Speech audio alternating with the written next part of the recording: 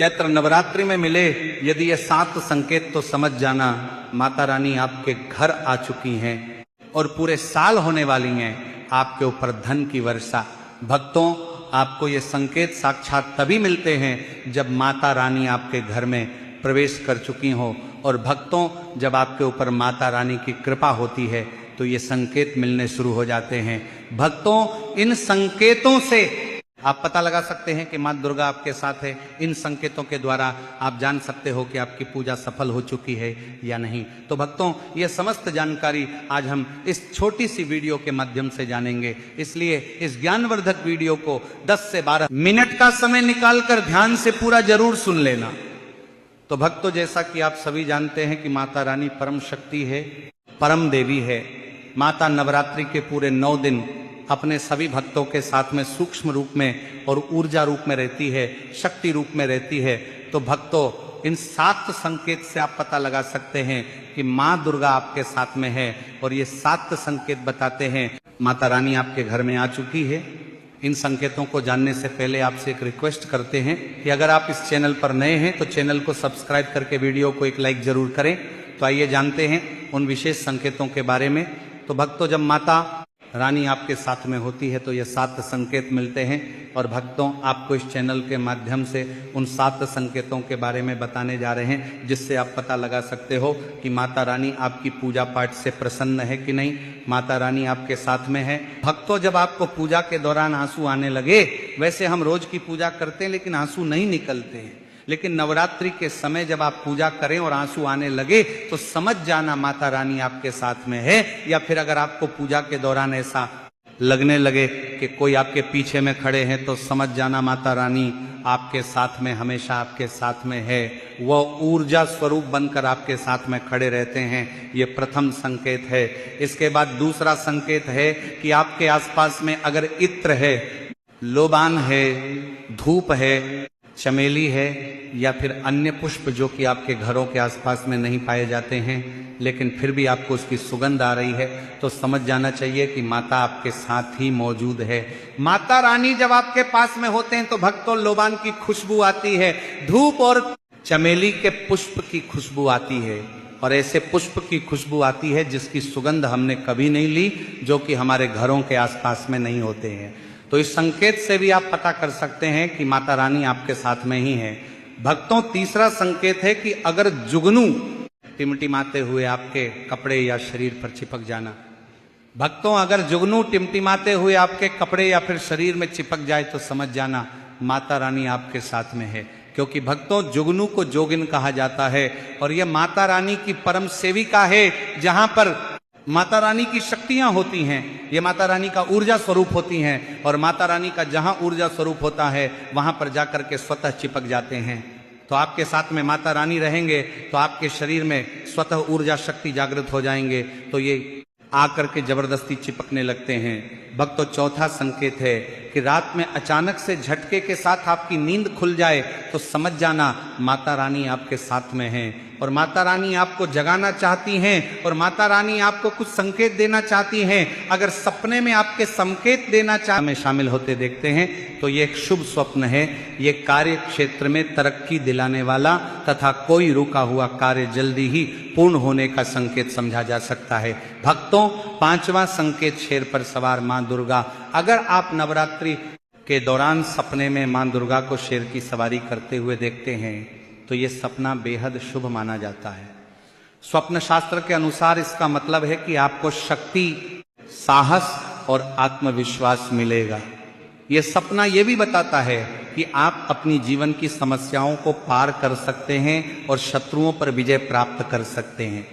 इस सपने का आना आपके लिए किसी भी कठिनाई को पार करने के लिए आंतरिक शक्ति का प्रतीक है। ये खासतौर पर सफलता की ओर इशारा करता है। भक्तों, 6वां संकेत सुहागिन का सामान। अगर सपने में आपको किसी सुहागिन महिला का सामान जैसे चूड़ी, बिंदी, सिंदूर या लाल रंग की चुनरी दिखाई देती है तो यह भी एक शुभ संकेत है। स्वप्न शास्त्र के अनुसार यह सपना आपके वैवाहिक जीवन में सुख और शांति का प्रतीक है। इससे यह संकेत मिलता है कि आपके जीवन की कोई पुरानी समस्याएं या रिश्तों में चल रहा तनाव खत्म हो सकता है। यह सपना प्रेम और खुशियों का आभास कराता है और आपके जीवन में सकारात्मक बदलाव लाने का इशारा करता है। अब 7वां संकेत जानते हैं भक्तों। यदि आपको नवरात्रि के दौरान अगर आपको स्वप्न में कोई छोटी कन्या दिखाई देती है, क्योंकि छोटी कन्याओं को देवी का ही स्वरूप माना जाता है, तो नवरात्रि में अगर आपको छोटी कन्या दिख जाए या फिर लाल वस्त्र दिख जाए, लाल कलर की झंडा दिख जाए, तो समझ जाना चाहिए कि माता रानी आपके साथ में ही हैं। इसी के साथ अगर ज्योत जलाते समय अगर एक खास आकार ज्योत में बनने लगे तो भी समझ जाना चाहिए कि माता रानी आपके साथ में है। भक्तों, माता रानी नवरात्रि में यह संकेत अवश्य ही अपने सब भक्तों को दिखाती है। ये तो अभी आपने जान लिया कि माता साथ हैं, तो यह संकेत मिलते हैं, लेकिन अभी हम ये जानेंगे कि तब कौन से संकेत मिलते हैं जब माता रानी हमारे घर में विराजमान हो चुकी हैं। तब कैसे पहचानेंगे कि माता रानी हमारे घर में प्रवेश कर चुकी हैं। तो भक्तों, इस बारे में भी हम आपको विस्तार से बताएंगे और आप इन संकेतों से पता लगा सकते हैं कि माता रानी आपके घर में आ चुकी हैं। और फिर माता रानी आपके घर में आ जाए तो जल्द ही आपके जो दुख हैं वह कट जाते हैं और आपके दिन दुगनी रात चौगुनी तरक्की होती है, आपको मनोवांछित फल मिलता है। अधिकतर लोग जब माता रानी उनके घर में आती हैं, प्रवेश करती हैं, तो उन्हें पता नहीं होता कि माता रानी कब घर में प्रवेश कर गई और कब घर से चली गई। भक्तों, इन लक्षणों से आप पता कर सकते हैं कि माता रानी आपके घर में आ चुकी हैं। फिर दोस्तों, आपको क्या ऐसा करना है कि आपकी कोई भी मनोकामना तुरंत पूरी हो जाए, वह भी आज हम इस वीडियो में बताएंगे। अगर आप वह कार्य करते हो तो इससे फिर तत्काल मनोकामना पूर्ण होने लगती है। माँ दुर्गा चैतन्य होती हैं, इसलिए इन दिनों में की गई सच्ची भक्ति का परिणाम माता दुर्गा हमें तुरंत दिखा देती है। और इस समय गलत कर्म करने से दुर्गा चैतन्य होने के कारण माता रानी अगर हम बुरा काम करें तो बुरा परिणाम भी तत्काल दिखाती हैं और दंडित भी करती हैं। भक्तों, नवरात्रि के पूरे 9 दिन हमें पूर्ण रूप से सात्विक विचार से रहना चाहिए। हमें 9 दिनों तक कपट, छल और द्वेष आदि का परित्याग कर देना चाहिए। माँ दुर्गा जिस घर में आती हैं उस घर को तीर्थों से भी ज्यादा पवित्र और शुद्ध कर देती हैं। वहां रहने वाले सभी लोग की बुद्धि भक्तिमय हो जाती है और घर एकदम शांत रहता है। आप भी अपने घर में चेक करना। ये अगर 7 में से कोई भी एक संकेत आपको मिलने लगे तो समझ जाना माता रानी आपके घर में आ चुकी हैं। तो आइए जानते हैं कुछ संकेतों के बारे में। संकेत बताने से पहले अभी तक आपने हमारे वीडियो को लाइक नहीं किया तो वीडियो को लाइक कर चैनल को सब्सक्राइब जरूर कर लेना। तो भक्तों, कई बार माता रानी हमारे घर में ही प्रवेश करती हैं, विराजमान हो जाती हैं, लेकिन हम अपनी ही मूर्खता के कारण इसे पहचान नहीं पाते और माता रानी के लिए कुछ नहीं कर पाते। जब भी माता रानी प्रवेश करें तो आप अपनी मनोकामना शीघ्र पूरी करवा सकते हैं। तो भक्तों, आज इन संकेतों को जान लेते हैं कि माता रानी हमारे घर में प्रवेश कर चुकी हैं। इन संकेतों को समझ लेते हैं। तो सबसे पहला संकेत है, अगर बार बार आपके घर में गौ माता का आना, जिस घर में माँ दुर्गा रहती हैं उस घर में उनकी बहन कामधेनु उनकी सेवा के लिए, उनकी दर्शन के लिए बार बार घर के द्वार पर बिल्कुल ही आती हैं और यह घर के इर्द गिर्द घूमती रहती हैं, वहां से 9 दिनों तक नहीं भागती, तो समझ जाना कि माता रानी आपके घर में आ चुकी हैं। भक्तों, दूसरा संकेत मधुमक्खी का घर में आना। देखिए, मधुमक्खी को माँ दुर्गा की ब्राह्मणी स्वरूप कहे गए हैं। जिस घर में नवरात्रि में मधुमक्खी आती है तो समझ जाना उस घर में माता रानी आ चुकी हैं, क्योंकि जो मधुमक्खी है ये माँ दुर्गा के ही स्वरूप कहे गए हैं और यह अपने पूर्ण स्वरूप के दर्शन के लिए अर्थात नव दुर्गा के दर्शन के लिए सेविका बन करके आती है। तो समझ जाना आपके घर में माँ दुर्गा आ चुकी है। तीसरा संकेत है कि ज्योति का तीव्र रूप में जलना। जी हाँ भक्तों, अगर आपने अपने घर में माता रानी की प्रसन्नता के लिए, भक्ति प्राप्त करने के लिए ज्योति स्थापित करके रखी है और अगर ज्योति की लौ तीव्र गति से जल रही है तो समझ जाना ज्योति के समक्ष स्वयं माता रानी खड़ी हैं और आपको भी अंत आत्मा से माता रानी के होने का एहसास होगा। तो इस संकेत से भी पता कर सकते हैं कि माता रानी आपके घर में आ चुकी हैं। क्योंकि भक्तों, जब भी ज्योति की लौ प्रचंड रूप से जलने लगे तो वह इसीलिए जलती है क्योंकि भक्तों माता रानी और उनकी ऊर्जा से ज्योति लौ बढ़ जाती है। और भक्तों, अगर नवरात्रि में दीपक की बत्ती में फूल का बनना, अगर आपकी दीपक की बत्ती में अचानक से फूल बनने लगे तो समझ जाना नवदुर्गा माता आपके ऊपर बहुत प्रसन्न है। आपके ऊपर महत्वपूर्ण रूप से कृपा बरसा रही है और माता रानी आपके घर में आ चुकी हैं। अब आपके सभी दुख कष्टों को दूर करके माता इस लोक से जाएंगी, अर्थात आपके घर से जाएंगी।